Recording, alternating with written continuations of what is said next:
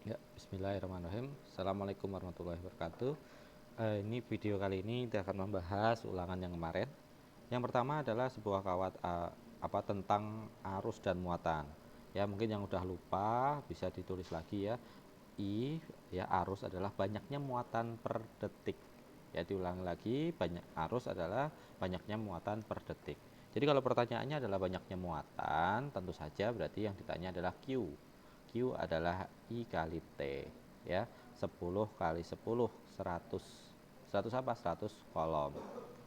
Kemudian nomor 2, jika pada penghantar itu 120 kolom dari 1 menit, maka arusnya tinggal dibalik ya.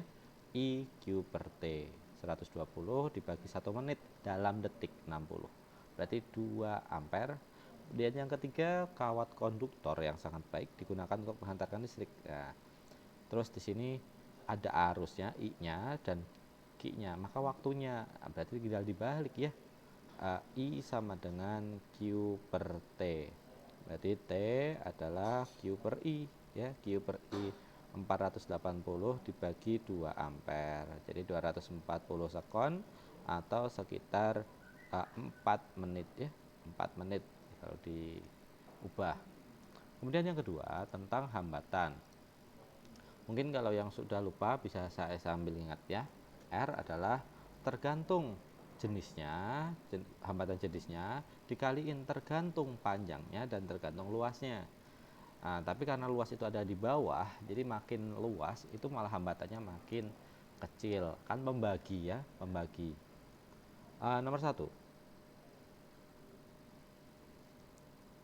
kita lihat nomor satu, besar resistansi atau hambatan.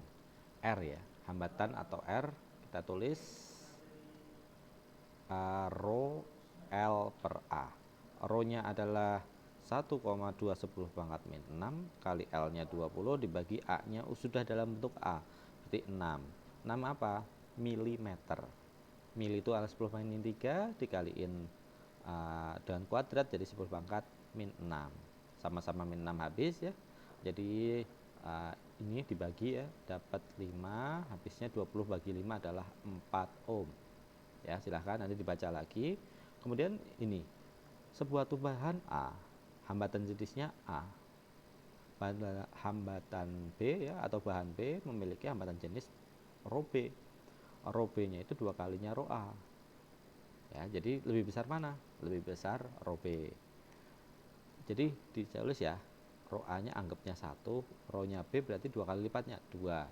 Terus panjang B setengah dari panjang A. Oke. Berarti kalau L-nya A itu anggapnya 1, berarti L-nya B kita anggap adalah setengahnya, setengah. Jika hambatan A adalah 16, R-nya itu adalah 16. Terus R-nya B adalah, nah R-nya B ditanya, apalagi yang diketahui? Oh, luasnya setengah kali A. Ya, luasnya setengah kali luas A. Berarti A-nya A itu 1, A-nya B itu adalah setengah.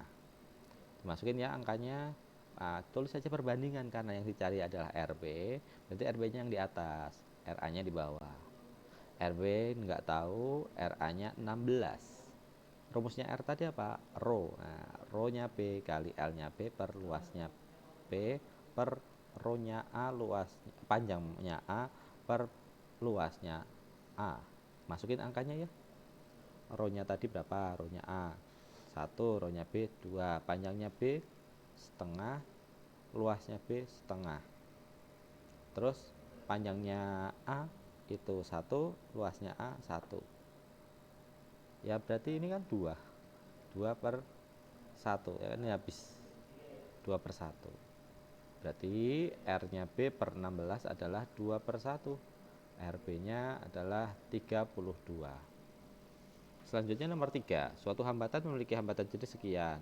Jika hambatan panjang hambatannya itu adalah 40, maka resistansinya. Nah, ini sama kayak soal nomor 1 ya. R sama dengan rho L per A. Rho-nya 1,6 kali 10 pangkat min 6 kali panjangnya adalah 40 dibagi 8 mm ya.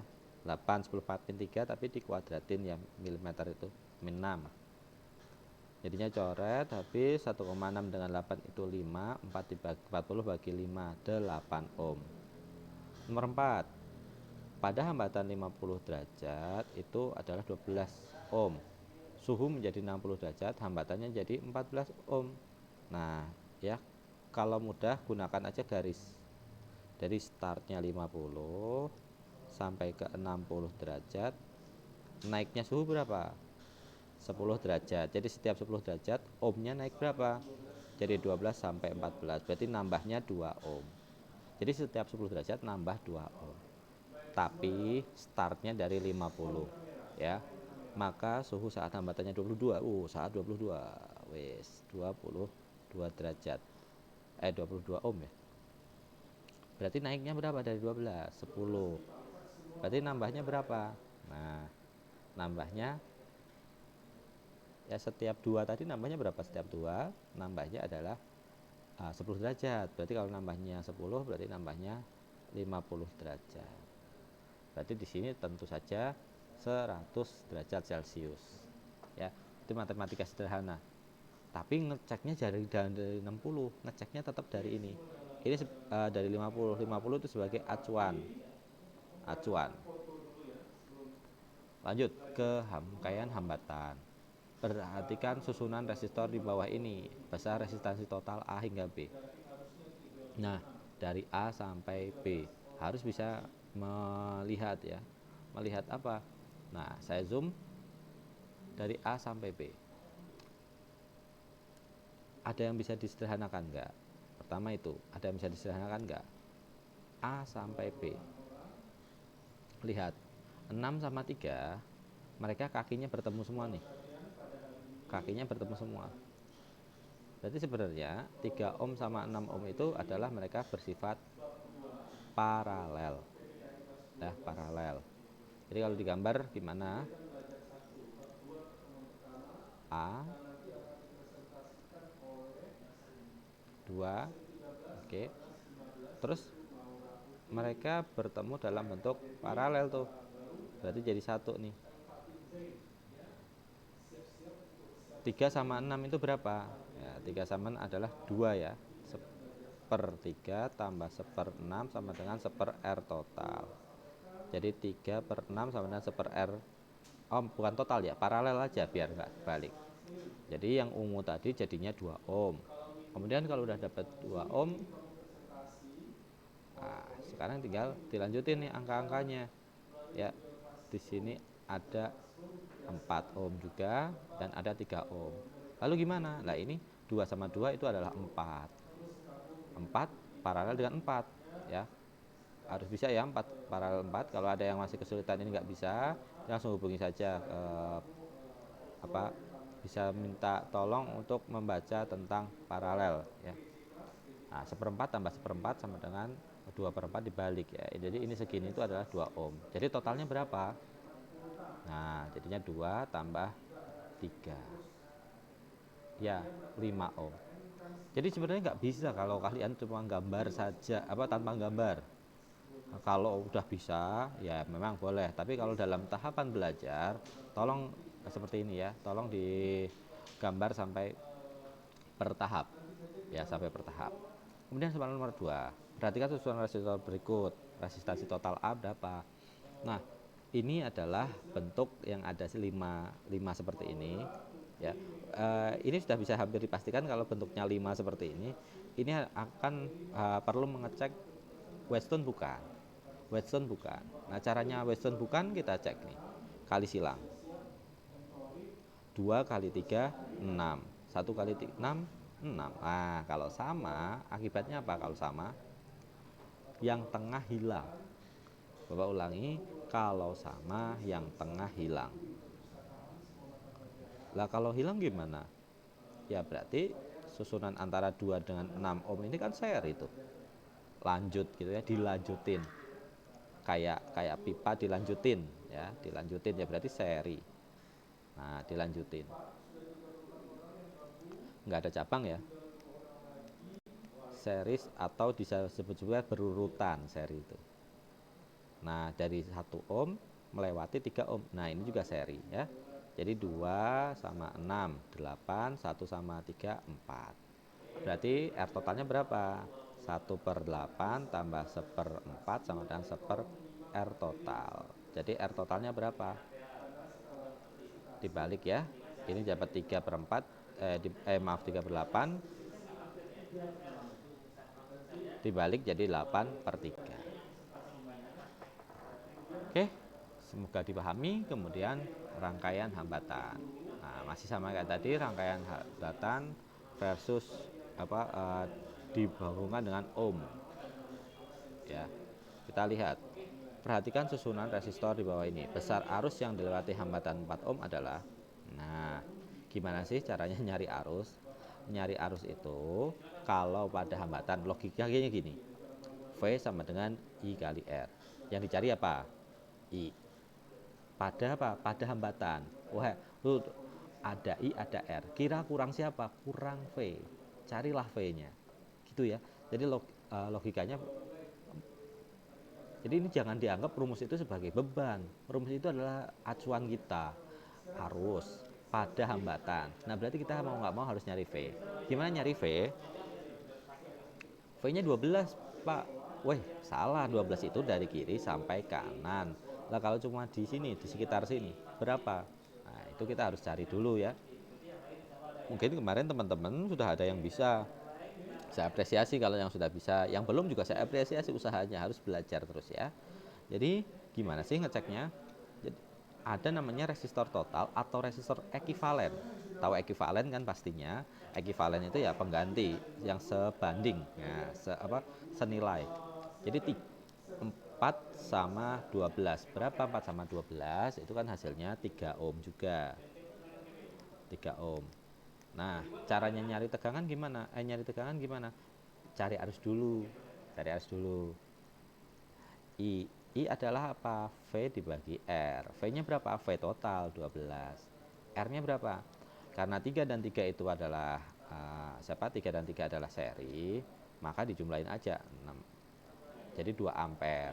Jadi yang lewat itu adalah 2 ampere ya. Lewat jalur utama inilah jalur uh, apa? Jalur yang tanpa cabang ini adalah 2 ampere. 2 ampere. 2 ampere. Nah, kita nyari V itu adalah I kali R. Nah, berarti V-nya di sini adalah I kali R. 2 kali 3 itu 6 volt. Berarti di sini itu berapa? 6 volt. Berarti voltnya udah ketemu dong di sini tadi. Ya. 6 volt. Nah, kalau udah ketemu bisa ditarik ke sini. Nulisnya biar nggak bingung ya. V I R. 6 sama dengan I-nya. I-nya berapa? I-nya nggak tahu. R-nya berapa? 4. Maka I-nya adalah 6 bagi 4 atau 1,5 ampere. Nah, kemudian hambatan yang dilewati, arus yang dilewati hambatan 12 ohm. Ya, itu udah sama, ya kan? V sama dengan I kali R. V-nya udah ketahuan 6, I-nya nggak tahu, R-nya 12. Ya, jadi I-nya adalah setengah ampere. Nah, satu lagi yang nomor kanan. Nah, ini full semuanya paralel. Ya, beruntung yang dapat semuanya paralel ini. Kenapa? Karena kalau mau mencari arus, ulangi lagi, V, I, R. Yang dicari apa? Arus. Pada apa? Pada resistor. Berarti tinggal kurang V. Tinggal kurang V. V-nya berapa? Wah, ini paralel. Sudah jelas ketiga-tiganya sama. Dapat 24 volt. Beda dengan tadi ya, karena tadi ada pengganggunya di kanannya. Nah, ini kosong, belum sampai kanan sampai kiri 24 volt. Maka 24 sama dengan arus yang dicari kali R-nya yang diketahui. Berarti I-nya 6 ampere. Yang bawah, besar arus yang melewati hambatan 12 ohm. Sama caranya ya, VIR. V-nya 12, I-nya nggak tahu, R yang diketahui 12. Oh, mohon maaf, V-nya yang 24. Berarti I-nya adalah 2 ampere. Ya, semoga bisa dimengerti ya untuk rangkaian hambatan sama hukum ohm. Hubungannya seperti itu, VIR. VIR. Lanjut ya, hukum ohm secara umum lagi nih. Perhatikan susunan resistor di bawah ini. Tegangan di titik Z.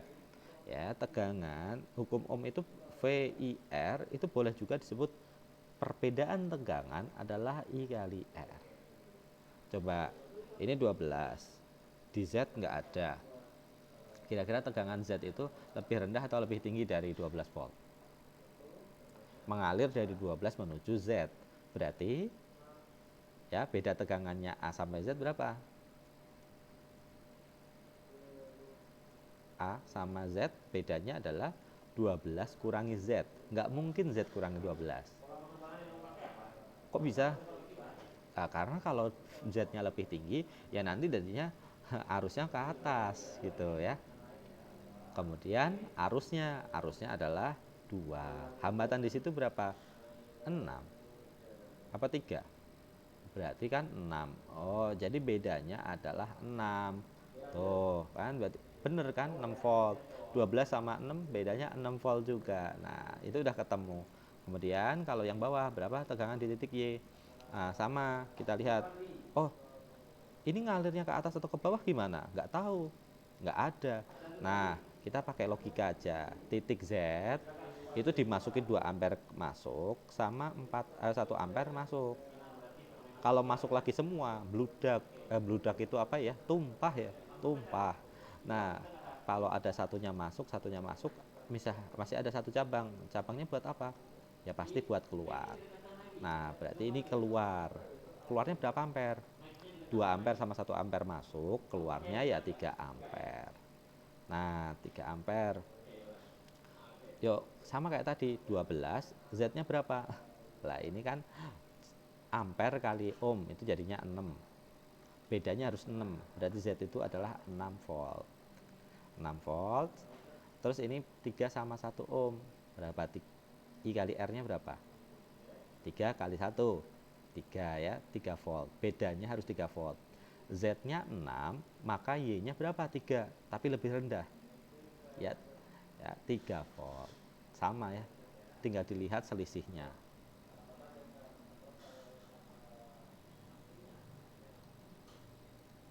Nah, kemudian hukum Kirchhoff itu nggak jauh beda hukum Kirchhoff sama kayak tadi, tapi biasanya gunakan sigma V tambah sigma IR sama dengan 0.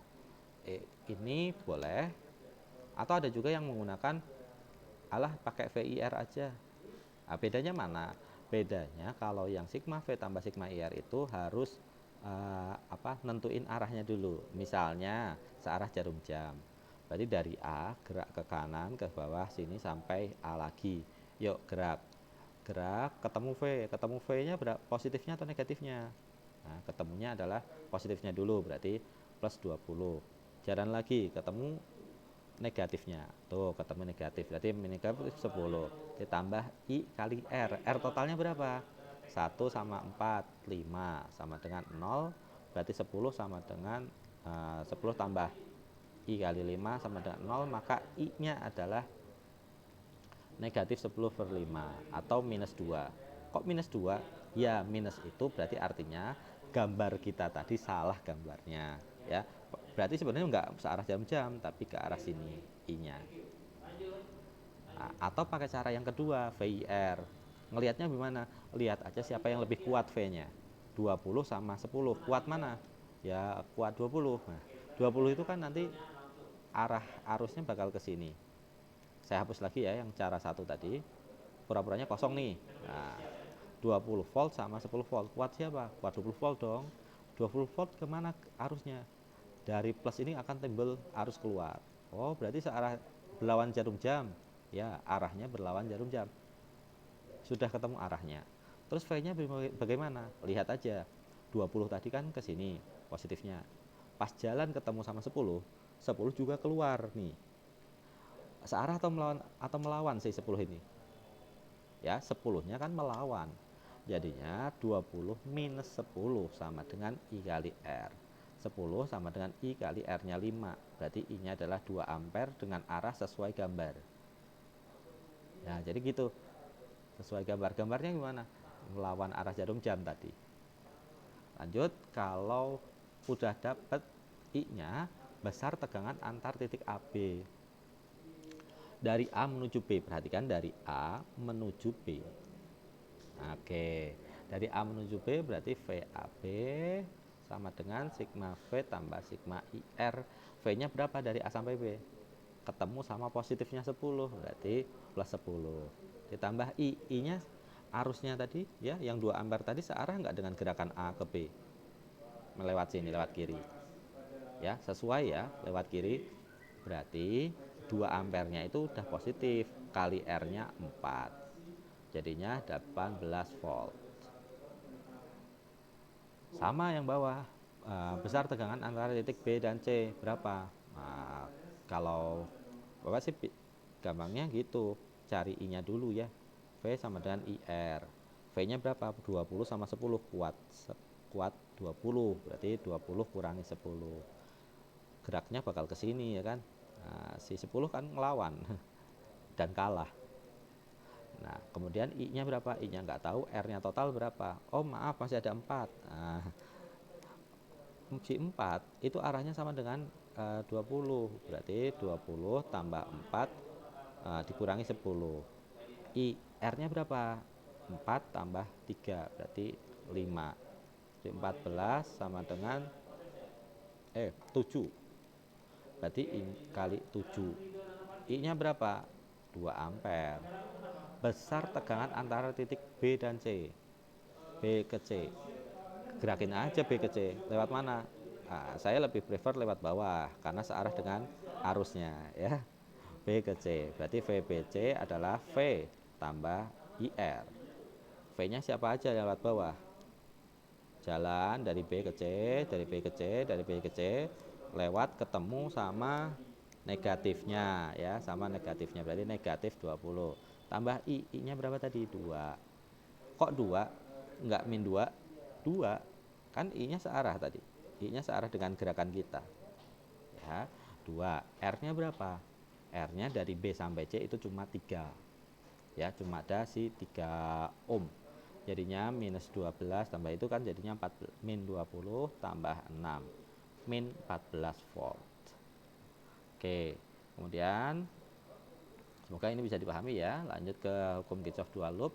Dua loop juga sama kayak gitu. Pastikan V antara A sama B itu akan selalu sama, mau lewat kiri, mau lewat kanan, mau lewat tengah. Ya, misalnya ini lewat kiri, lewat tengah, dan lewat kanan. Ini adalah yang saya keluarkan adalah V yang mudah. Ya, yang mudah itu gimana? V-nya langsung kelihatan. Tuh, lewat kiri ketahuan. VAB-nya adalah ketemu plusnya ya. Tuh, ketemu plusnya berarti pas jalan dari A menuju B, pas jalan dari A menuju B, ketemu sama plusnya. Nah, berarti plus 12 volt. Lalu buat apa ini? Ya buat nyari arus pada R1. R1 di mana? Di sini.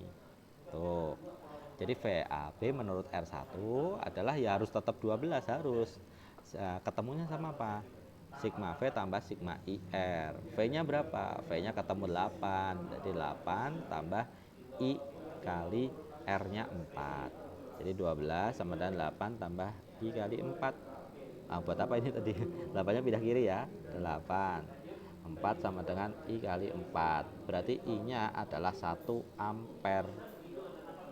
Lanjut, yang bawahnya, perhatikan susunan resistor di bawah. Besar arus oleh hambatan R2. Sama kayak tadi ya. R2 ada di sini. Nah, cek aja lewat kiri. Ada nggak R? Ada. Maaf, ada V-nya. V A sampai B itu adalah 10. Nah, berarti VAB juga ya. Itu adalah sigma V tambah sigma IR. V-nya berapa? Ketemu sama plus ya. Berarti plus 12 tambah I-nya nggak tahu kali 1. Nah, ini tinggal digeser aja. Min 2 sama dengan I kali 1. Berarti I-nya ya, I yang lewat kanan itu adalah minus 2 ampere. Minus 2 ampere itu maksudnya gimana? Nah, lihat. Tadi AB itu kan dari atas ke bawah, A ke B, A ke B. Nah, jawabannya adalah negatif. Maka I-nya itu ternyata dari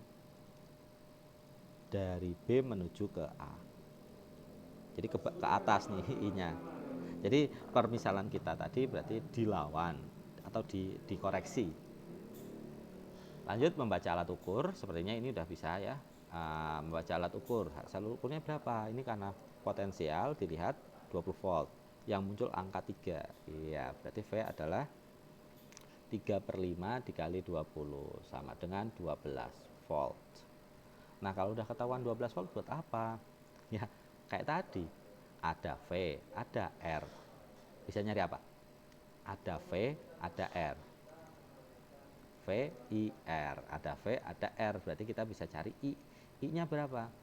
12 sama dengan I kali 4. Berarti I-nya adalah 3 ampere. Oh, berarti dari sini ke sini adalah 3 ampere.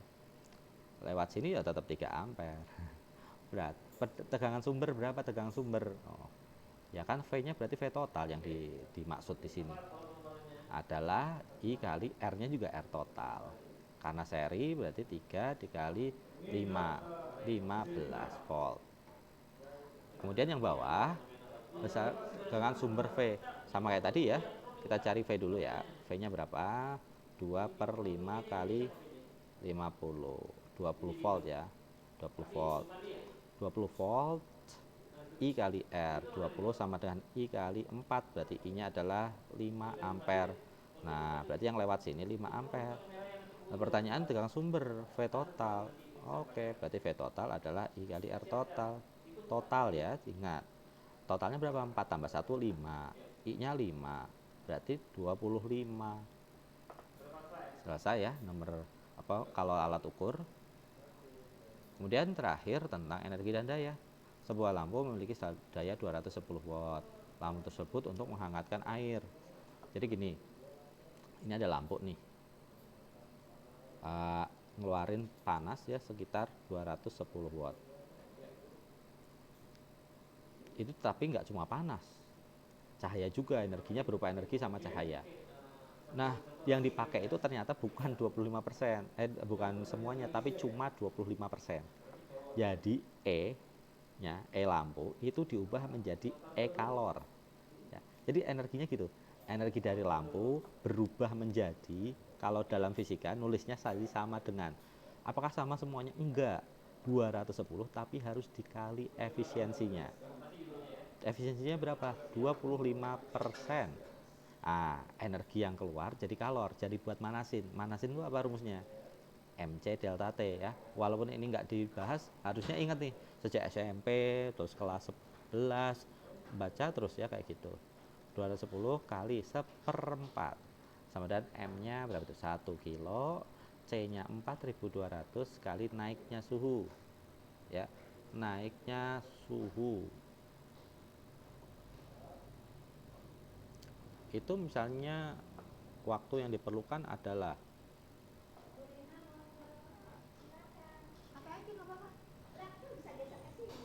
ya, jadi kalau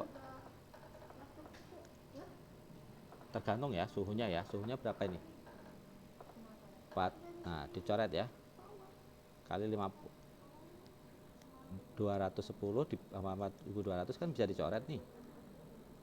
MC delta T